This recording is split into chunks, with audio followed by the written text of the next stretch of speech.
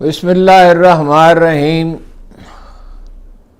السلام علیکم ورحمۃ اللہ وبرکاتہ۔ ہارون رشید عرض کر رہا ہوں۔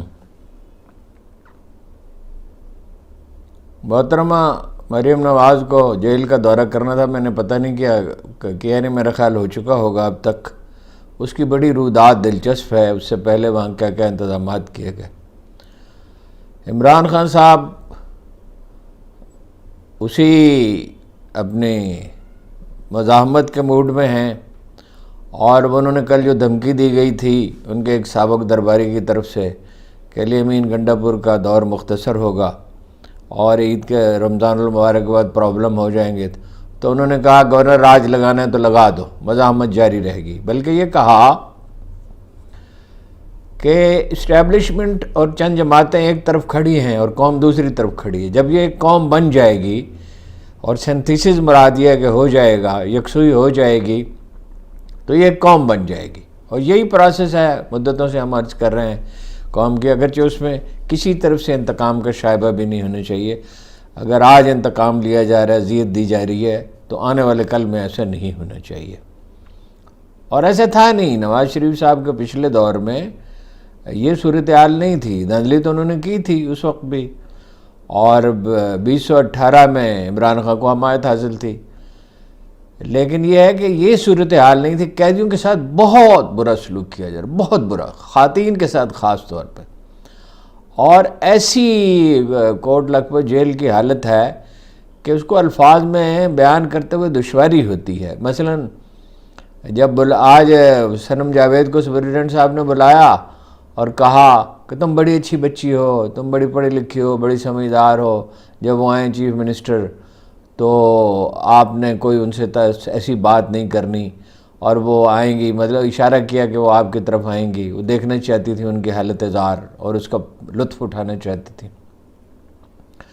تو اس نے صنم نے کہا کہ بھائی آپ مجھے ملائیں ہی نہیں، ملنا کیا ضروری ہے، مطلب یہ تو میرا استحقاق ہے کہ میں نہ ملوں ان سے، تو یہ کوئی پابندی ہے کہ ضرور ملنا ہے؟ انہوں نے کہا نہیں وہ آئیں گی اور آپ کوئی غیر محتاط بات نہ کریں۔ تو صنم نے کہا، صنم جاوید نے، کہ بھائی وہ اگر کوئی ایسی بات کریں گی تو ظاہر ہے مجھے مناسب جواب دینا پڑے گا۔ اب پتہ نہیں کیا ہوا، ابھی فی الحال تو کوئی رودات معلوم نہیں ہو سکی، معلوم ہو جائے گی۔ اسی طرح ڈپٹی سپرنٹینڈنٹ صاحب جو ہیں وہ ڈاکٹر یاسمین راشد کو لیکچر دے رہے تھے۔ صدمہ یہ ہے کہ انہیں سینٹ کا ٹکٹ کیوں ملا ہے، اور انہیں دکھانا ہے کہ دیکھو تم ہماری جیل میں ہو۔ تلک الایام نداولھا بین الناس، یہ دن ہیں جنہیں ہم لوگوں کے درمیان گردش دیتے ہیں، قرآن مجید میں ہے۔ کل یہ مشکل میں ہوں گے، اور میرا خیال ہے اس دفعہ پیپلز پارٹی اور نون لیگ کی لیڈرشپ جائے گی تو کبھی واپس نہ آنے کے لیے۔ کھانا نہیں دیا جا رہا ہے جو گھر سے بھیجا جاتا ہے، ہر پیر کے دن ملاقات کی اجازت ہوتی ہے، تو وہ اپنا دودھ اور دہی اور پنیر اور جوسز وغیرہ جو چیزیں یعنی محفوظ رکھی جا سکتی ہیں، لیکن انہیں کچھ دن سے تو کوٹھڑیوں میں رکھا ہوا وہ تھا، خاص طور پہ ڈاکٹر یاسمین راشد کو، صنم جاوید کو۔ اور جیل کی روٹی ان کا استحقاق ہے، وہ حوالتی ہیں، قیدی نہیں ہیں، انہیں سزا نہیں ہوئی ہے، ان کا استحقاق ہے۔ اور وہ جو کھانے کی چیزیں دی گئی تھی وہ روک لی گئی، انہیں نہیں دی گئی۔ 2 گھنٹے صنم جاوید کے والد کو انتظار کرایا گیا دستخط کرانے کے لیے، ہر چیز میں ذہنی اذیت دے کے شاد ہیں، اور یہ سمجھتے ہیں کہ اس سے انہیں فائدہ ہوگا۔ فرمایا رسول اللہ صلی اللہ علیہ وسلم فرمایا کہ مخلوق خدا خدا کا کنبہ ہے، اللہ کا خاندان ہے، جو اسے اذیت دے گا وہ ظاہر ہے، یہ آپ کے الفاظ نہیں، آپ نے تو یہی فرمایا، تو اذیت دے گا تو اذیت بھگتے گا۔ بھگت چکے ہیں نواز شریف صاحب، شہباز شریف صاحب، حمزہ، خود مریم بھی۔ اب یہ مجھے کسی نے بتایا وہاں سے، ریلائبل سورس نے، کہ اس جگہ شفٹ کیا جائے گا ان کو جہاں پہ مریم خود رہی ہیں، اور وہ ویل ڈیکوریٹڈ پراپر جگہ ہے، ظاہر ہے انہوں نے اپنے روپے خرچ کیے تھے اس پہ، اور یہ جتلانے کے لیے، بعد میں خبریں بنانے کے لیے کہ بڑی مہربانی کی ہے۔ مہربانی تو انہوں نے ملکہ بخاری پہ بھی فرمائی ہے اور اس کی داد بھی چاہتی ہیں، لیکن وہ فوت ہو گئی۔ پہلی بات یہ ہے کہ ایگزٹ کنٹرول لسٹ پہ، یعنی ملک سے باہر جانے پہ جو پابندی لگا دی جاتی ہے، پابندی لگائی کیوں؟ تو کیا اس کا قصور تھا کہ اس پہ پابندی لگائی گئی؟ نواز شریف صاحب کے لیے تو جعلی سرٹیفکیٹ بنا کے تو انہیں ملک سے باہر بھیج دیا، پلیٹلیٹس گر رہے ہیں۔ تو وہ نہیں پہنچ سکیں، اپنی بہن سے ملاقات ان کی نہیں ہو سکی، فوت ہو کی، شاید اب بھی جائیں۔ تو جناب وہ انتظار کرایا گیا ان کو، اور لیکن وہ ڈٹے رہے، وہ پرانے سیاسی کارکن ہیں، اور انہوں نے دستخط کرا لیے۔ وہاں سے جانا تھا، اسمبلی ظاہر ہے تائید کنندگان، تجویز کنندگان کے دستخط کرانے تھے۔ ان کے شوہر پہنچے ڈاکٹر یاسمین راشد کے، جن لوگوں کو وہ ٹکٹ دیے ہیں سینٹ کے، اس سے ظاہر ہوتا ہے رویہ پی ٹی آئی کا کہ وہ مزاحمت کے موڈ میں ہے۔ اور عمران خان صاحب نے تو میں نے عرض کر دیا آپ سے، بہرحال وہ خواجہ آصف صاحب نے، میرا خیال ہے ویسے پارٹی کے لیڈروں کو اس کا جواب نہیں دینا چاہیے، وہ میڈیا میں، سوشل میڈیا پہ کافی لوگ جواب دینے کے لیے تیار ہوں گے، جو انہوں نے کہا کہ یہ شہداء کے خلاف پروپیگنڈا کرتے ہیں، اور جو باہر سے ٹیررسٹ آتے ہیں انہیں کو یہی پناہ دیتے ہوں گے، چونکہ یہ میرا خیال ہے کہ دیتے ہوں گے، لہذا ان کی مذمت کرنی چاہیے، اور ہو سکے تو سزا بھی دینی چاہیے۔ کیا بات ہے جناب، کیا انداز فکر ہے! سب سے زیادہ توہین پاکستانی افواج کی جن لوگوں نے کی ہے، ایک ایاز صادق صاحب ہیں اور ایک خواجہ صاحب ہیں، سب سے زیادہ۔ اور وہ دن بھول گئے نواز شریف صاحب جو کرتے تھے، اور پیپلز پارٹی والے جو کرتے تھے، وہ جو حسین حقانی صاحب ہیں، میمو لکھا کہ جی وہ مدد کریں سول حکومت کی، آئی ایس آئی کو سول کنٹرول میں دے دیا۔ کس کے سول کنٹرول میں آئی ایس آئی کو دیا جا سکتا ہے جب حالات سازگار ہوں، یہ کوئی غلط فیصلہ نہیں ہوگا، جب اس کے لیے وہ اس کی کیپیسٹی ہو اس کو رن کرنے کی۔ تو کس کے؟ رحمان ملک کے، جس نے اسلام آباد میں کہا، خدا اسے معاف کرے، کہ وہ سیف سٹی پروجیکٹ کے لیے کہ 4 گنا اس کی قیمت بڑھاؤ۔ وہ میرے جاننے والے ہیں، انہوں نے کہا بھائی کیسے بڑھا دیں 3-4 گنا، 10-20 کروڑ روپے تو بڑھا سکتے ہیں۔ وہ ٹھیکیدار تو ظاہر مزاحمت نہیں کرتے، لیکن ظاہر ہے انہیں اندیشہ تھا۔ القاعدہ پراپیگنڈا، کیا پراپیگنڈا، اس سے زیادہ کیا کریں گے؟ عدت کیس میں سزا دے دی، وہ مہینوں سے پراپیگنڈا جاری ہے۔ وہ گھڑی ایک لے لی تھی، خود 5-5 7-7 10-10 15-15 گھڑیاں لی ہیں، گاڑیاں لی ہیں۔ تو القادر یونیورسٹی کا سی ایف او نے غالباً وہ مراد ہے فائنانس کا جو انچارج ہے، اس نے عدالت میں کہا آج کے انتظامی کمیٹی میں نہیں ہے عمران خان صاحب، بشرا بیگم بھی نہیں ہے انتظامی کمیٹی میں، اور کوئی پیسہ، کوئی انہیں فائدہ نہیں ہوا، ان کا نظم و نسق میں عمل دخل ہی نہیں ہے۔ یعنی ان کی ڈیوٹی تو فنڈ ریزنگ کی ہے، اور کوئی میٹنگ ہو اس میں شریک ہو جائیں، اور کوئی رقم کبھی ٹرانسفر نہیں ہوئی، لیکن ویسے سزا دینا چاہیے تو اس میں کیا ہے، سزا دے دیں۔ تو ایک یہ خان صاحب نے کب سے منسوب کیا ہے علی محمد خان ہے، علی محمد خان کا لسانی افلاس ہولناک ہے۔ ویسے وہ بڑے اوریٹر ہیں، لیکن بات کبھی کبھی اس انداز سے کرتے ہیں کہ تعجب ہوتا ہے۔ مجھے ان کے بارے میں بہت شکوک و شبہات، وہ تو خیر تحقیق سے ہی پتہ چلے گا کہ وکلاء کے بجائے اب سیاستدان جو ہیں وہ فیصلے کریں گے۔ وکلاء کا بہت بہت شکریہ۔ کیا شکریہ؟ کوئی ویٹر آپ کے لیے کھانا لایا ہے، اس نے میز پہ رکھ دیا، شکریہ اب آپ جائیں۔ انہوں نے وہ مشکل وقت میں آپ کا ساتھ دیا ہے، اس کا ایک طریقہ ہوتا ہے، انہیں بلائیں، ان کے اعزاز میں تقریب کا اہتمام کریں۔ اور کچھ تو ان میں سے ایسے ہیں جنہیں ریٹین کرنا چاہیے، اور مشوروں میں کہ ان کی ضرورت رہے گی، یا آپ کے ملازم ہیں کوئی ہے جی، اور آپ نے بڑے علی محمد خان صاحب کارنامے انجام دیے ہیں۔ آپ کے حلقے کے لوگ جو ہیں وہ آپ کو ٹکٹ دینے کے خلاف مظاہرے کر رہے تھے، آپ بھول گئے؟ اور یہ آپ کا لب و لہجہ ہے، یہ گنوار پن بڑا ہے ہر جگہ پارٹیوں میں، کہ جو چاہا کہہ دیا۔ اور عمران خان صاحب نے بڑا سخت نوٹس لیا، اس کا کہا کہ غیر ذمہ دارانہ بیانات نہ دیں، کور کمیٹی سے کہا ان سب کو اطلاع دیں۔ کور کمیٹی میں بھی ایسے لوگ موجود ہیں۔ اور کل تو مجھے وہ صدمہ میرا کم ہوتا ہی نہیں ہے، جو ایک صاحب نے کہا، جو لوگ اس کو شیر افضل کو ایجنٹ نہیں سمجھتے، وہ غیر ذہین لوگ ہیں، ان کا کوئی آئی کیو لیول ہی نہیں، احمق ہیں وہ، ہاں جی۔ شیر افضل کو کس نے پبلک اکاؤنٹس کمیٹی کا چیئرمین بنایا؟ عمران خان کا پھر کوئی آئی کیو لیول ہی نہیں ہے۔ کس نے انہیں قومی اسمبلی کا ٹکٹ دیا، اور کس نے انہیں اہم ترین ذمہ داریاں سونپی ہیں مختلف مواقع میں؟ کون آدمی تھا؟ عمران ریاض نے یاد دلایا ہے کہ کون آدمی تھا جس نے پختونخوا میں لہر اٹھا دی اور سندھ میں اٹھا دی، اور کون آدمی تھا جس نے لوگوں کا خوف دور کیا؟ تو یہ غیر ذمہ دارانہ بیانات، خود شیر افضل صاحب بھی یہ کرتے ہیں، غیر محتاط بات کرتے ہیں، لیکن وہ قصہ ویسے ختم ہو گیا ہے۔ اب بھی کوئی بیان دے رہا ہے، جیسے صاحبزادہ احمد رضا نے کہا کہ مرج ہونے کی کوئی بات نہیں ہے، میں فیصلہ نہیں کر سکتا، یہ مجلس عاملہ کرے۔ کل ایک لیڈر نے کہہ دیا تھا وہ مرج کر جائے گی سنی اتحاد کونسل، جو منہ میں آتا ہے کہہ دیتے ہیں۔ میں خان صاحب سے ہمیشہ کہتا رہا ان کی کوئی تربیت نہیں ہے، ان کی تربیت ہونی چاہیے۔ جو پارٹیاں ملک چلانا چاہتی ہیں، کمیونسٹ پارٹی چائنا میں چلا رہی ہے نا، واحد پارٹی ہے، اگر جب کمیونزم بھی باقی نہیں رہا، لیکن کیا شاندار فیصلے اس نے کیے 87 کے بعد، اور ایک سپر پاور وہ بن چکی ہے، بننے کے عمل میں نہیں ہے، بن چکی ہے۔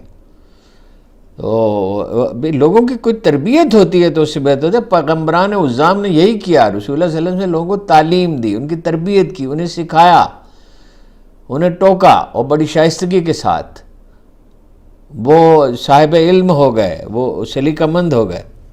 اونٹ چرانے والوں نے دنیا کا بہترین اونٹ چرایا کرتے جناب عمر فاروق اعظم، اور کہتے تھے میرا باپ مجھے مارتا تھا تو ڈھنگ سے اونٹ چرانے نہیں آتے، اور اب میرے اور اللہ کے درمیان کوئی نہیں ہے۔ اختلافات کچھ پیدا ہو گئے ہیں، جو ٹکٹ دیے ہیں اس سے بھی ظاہر ہے پی ٹی آئی کا یعنی ترجیحات کیا ہیں۔ صنم جاوید، ڈاکٹر یاسمین راشد، حامد خان تو چاہتے بھی نہیں تھے بقول ان کے، اور جو پیپلز پارٹی نے نون لیگ کے دیے ہیں وہ ظاہر ہے۔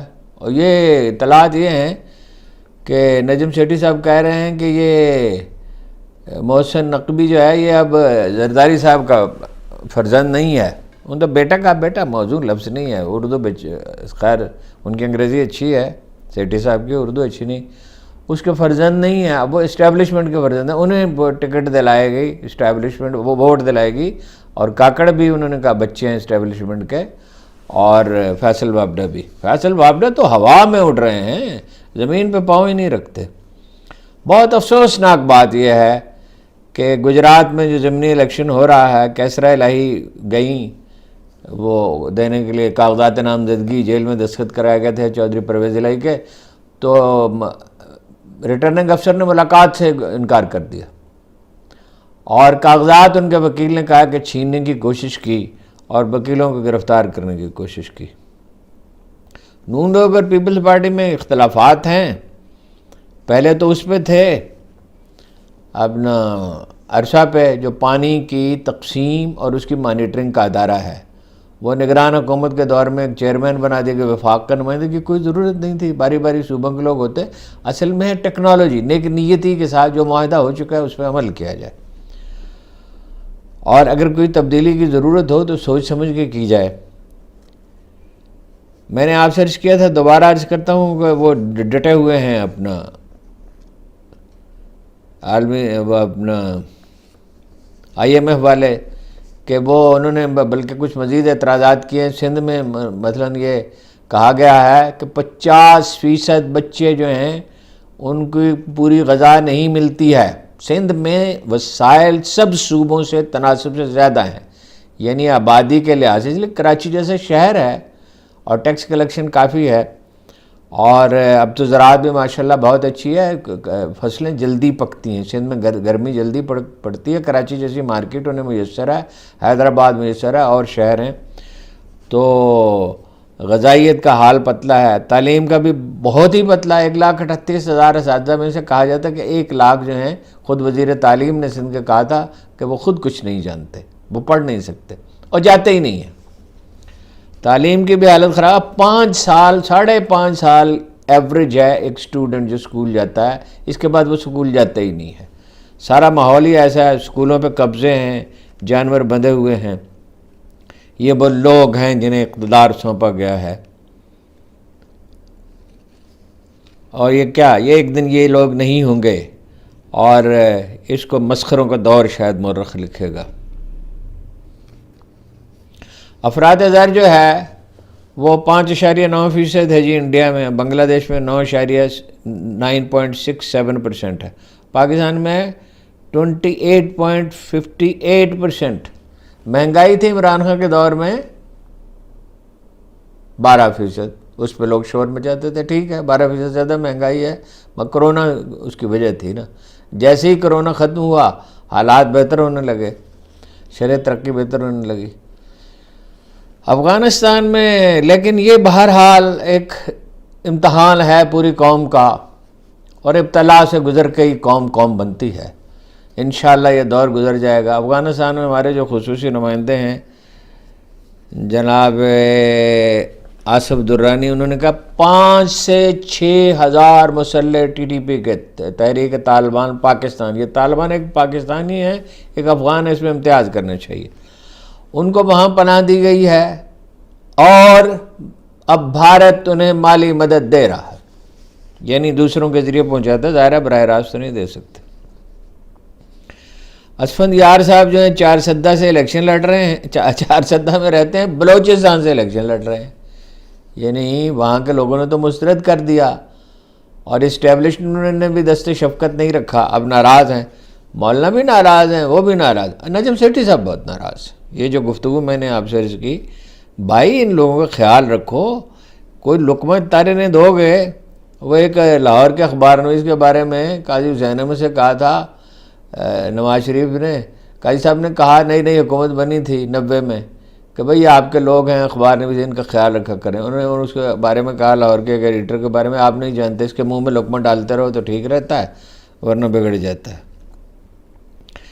بلوچستان میں کہہ رہے ہیں لوگ کہ اگرچہ سرفراز بگٹی وزیر اعلیٰ ہو گئے، پہلے انہیں وزیر بنایا گیا، پھر سینیٹر بنایا گیا، پھر وہ سینٹ سے الگ ہو کے وہاں جا کے وزیر اعلیٰ بنے، وہ ایک پورا پروسیس ہے، بہت شروع ہی سے ایمبیشس تھے۔ ایک زمانے میں میرے پاس بھی کچھ لوگ آئے تھے کہ فلاں صاحب آپ کے جاننے والے ہیں، ان سے کہیں کہ ان کو چیف منسٹر بنا دے، ابھی تو وہ نوجوان ہی تھے، تو مختلف لوگوں سے سفارشیں کرتے پھرتے تھے، جیسے بچہ جو ٹافی مانگتا ہے نا، اس طرح بظاہر بلوچستان میں کوئی بلوچ سردار، کوئی شخص مجھے ایک ایسا نہیں ملا، میں کثرت سے جاتا تھا، جس نے یہ نہ کہا مجھے وزیر اعلیٰ بننا ہے۔ اور بعض لوگ تو ہم سے بھی کہتے تھے، ہمارے کہنے پہ کوئی کسی کو بناتا ہے، وزیر اعلیٰ تو بہت دور کی بات ہے، کوئی ایس ایچ او بھی ہمارے کہنے پہ رکھتا ہے نہ، الحمدللہ ہم ان چیزوں میں پڑھتے ہیں۔ تو وہ کہتے ہیں کہ سنجرانی کو جو اب ایم پی اے بنایا گیا ہے تو یہ متبادل وزیر ہیں، اگر بلوچستان کے اخبار نویس کہہ رہے ہیں کہ اگر یہ پرفارمنس نہ دے سکے تو دیں گے میرے پرفارمنس، کیوں نہیں، مگر یہ ایسی ہیں حکومتیں، ایسی حکومتیں ہیں کہ وہ جو عرب شاعر کا ترجمہ کیا تھا اقبال نے کہ خود بخود زنجیر کی جانب، وہ ایک حکمران کو جیل میں ڈالا گیا، نام یاد نہیں ہے، اسپین کا، تو اس نے جو ایک نظم لکھی تو اس کا اقبال نے ترجمہ کیا، خود بخود زنجیر کی جانب جھکا جاتا ہے دل، تھی اسی فولاد سے شاید میری شمشیر بھی۔ یہ قرونے پرانے تاریخ زمانوں کے مزارعین کی طرح ہیں، ان کے جو مزارع جو ہے زنجیریں انہیں باندھ دی جاتی تھی، زنجیریں باندھ کر جاگیرداروں کے لشکر ایک دوسرے سے لڑتے تھے، اور ان کے کچھ چاکر ہوتے تھے، یہ چاکر ہیں، مزارع اگر نہیں ہے تو چاکر ہیں۔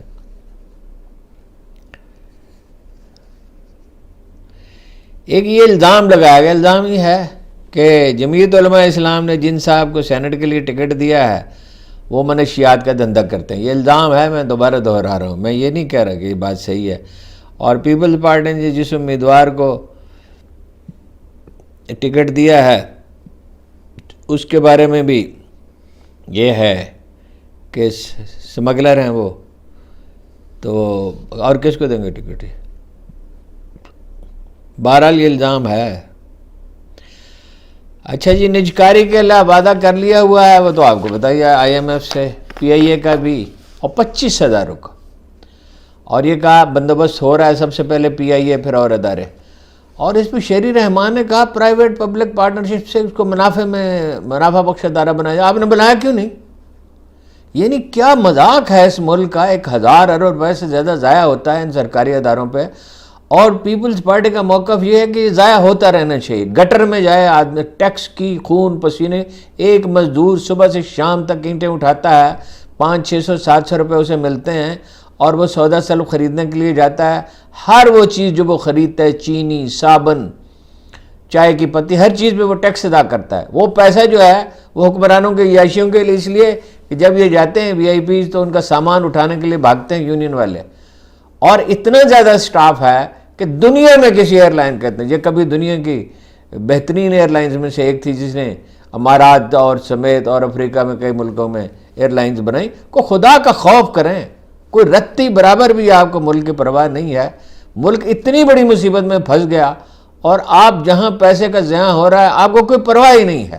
آدمی حیرت زدہ رہ جاتا ہے، یہ کس طرح کے لوگ ہیں۔ علی امین گنڈا پور صاحب نے کہا ہے، وہ جو دھمکیاں دے رہا ہے درباری ایک، تو انہوں نے کہا میرے کہ مجھے احتساب کی فکر نہیں ہے، 5300 کنال زمین میں نے بیچی ہے، جب سے سیاست میں احتساب کرنا ہے تو کر لیں۔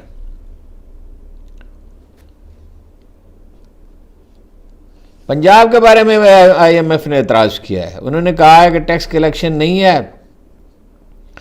اور بہتر ہے کہ FBR والے ٹیکس سے کلیکشن کریں۔ صوبائی حکومتوں کو ٹیکس وصول کرنے سے کوئی دلچسپی نہیں، نون لیگ تو انکریج کرتی ہے دکانداروں کو۔ میں نے آپ سے عرض کیا تھا صرف لیاقت آباد میں، کراچی میں، جو مڈل کلاس کا علاقہ ہے اور لوئر مڈل کلاس کا علاقہ، اتنا ٹیکس وصول ہوتا ہے جتنا لاہور پورے شہر میں ہوتا ہے۔ 33% انکم ٹیکس کراچی والے دیتے ہیں، حالانکہ وہاں سے مزید بھی ہو سکتا ہے، لیکن باقی ملک کیوں ٹیکس نہیں دیتا؟ سیالکوٹ، فیصل آباد، لاہور، وزیر آباد، گجرانوالہ اور سارا ملک ہی ہے جی۔ 50% لوگ 1 روپے بھی ٹیکس نہیں دیتے جنہیں دینا چاہیے، اور بھیک مانگتے ہیں بیرون ملک۔ کیسا نظام ہے؟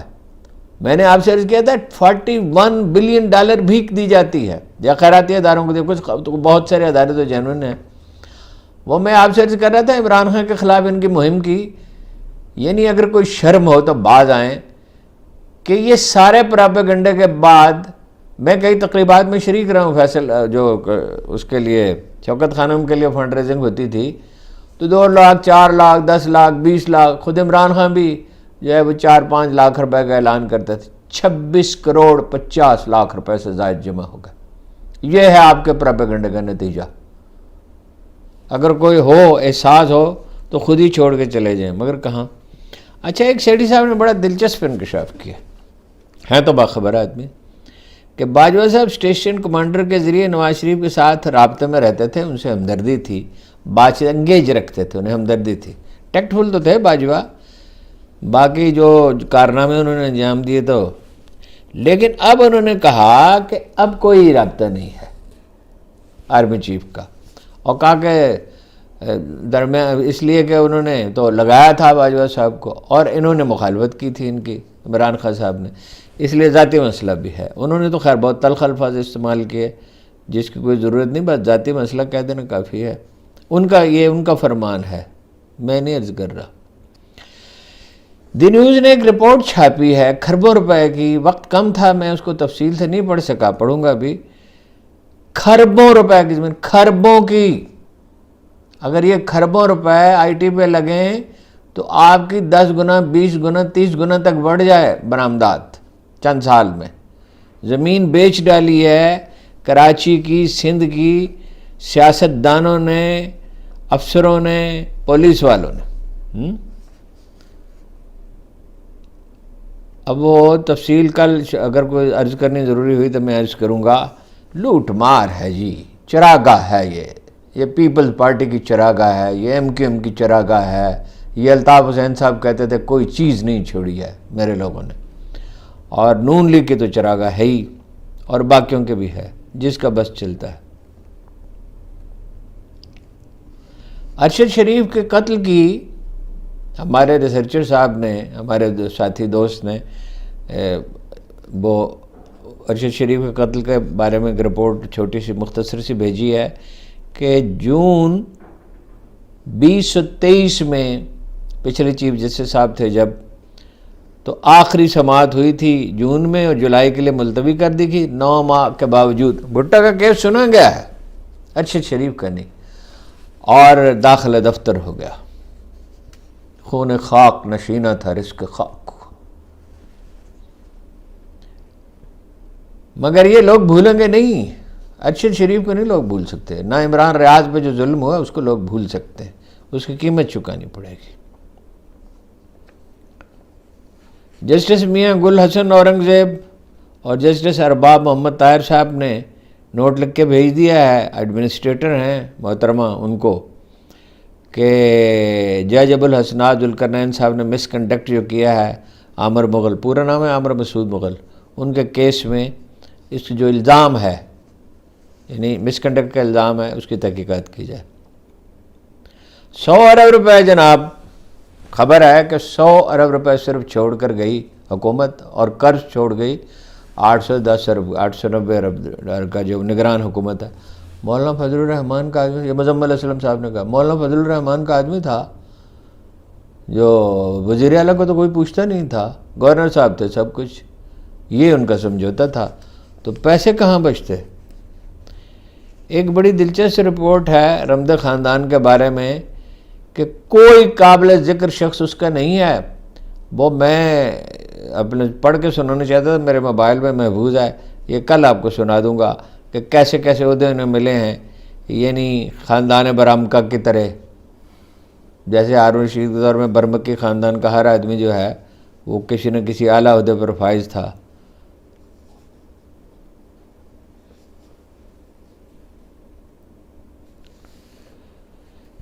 میں نے وہ اپنا اسحاق ڈار صاحب کے بارے میں یہ ہے ڈیبیٹ ختم ہو گئی کہ وزیر خزانہ انہیں نہیں بنایا جائے گا، اس لیے کہ ان کے دور میں بڑی تباہی آئی تھی، لیکن سوال یہ ڈسکشن یہ ہو رہی ہے کہ وزیر خارجہ کے طور پہ کون سا کارنامہ انجام دیں گے، جب یہ نہیں وہ وزیر خزانہ کے طور پہ اعداد و شمار پہ اب بھی اعتراضات ہیں IMF کو۔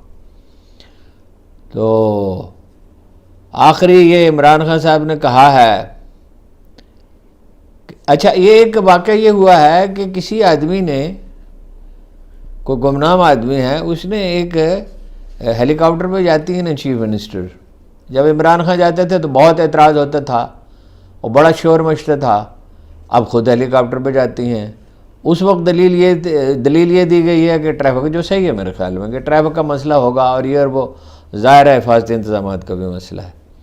تو کسی نے وہ اس پہ ایک وہ تصویر سی بنا دی، جہاز میں بٹھایا ہوا انہیں دکھا دیا نواز شریف صاحب کو اور محترمہ کو اور دوسرے لوگوں کو، تو انہوں نے ٹویٹ کیا باقاعدہ، میں تو حیرت زدہ رہ گیا ہوں، کمال ہے، یہ کہاں کی سوجھ بوجھ ہے، اور یہ کہا ہے FIA سے کہ اس کے خلاف پرچہ کریں، اس پہ اخبار میں سے انہوں نے بہت شور مچایا ہے کہ یہ کیا طریقہ ہے۔ عمران خان کے دور میں تو اس طرح کی چیزوں پہ مین سٹریم میڈیا پہ بحث ہوتی تھی، اب تو مین سٹریم میڈیا بھی جی جو آزادی کا لطف اٹھانا تھا اٹھا چکے، اور خود ہی زنجیریں پہن لی ہیں بڑے شوق سے، اور اس لیے کہ یہ وہ میڈیا نہیں ہے جو کبھی تھا۔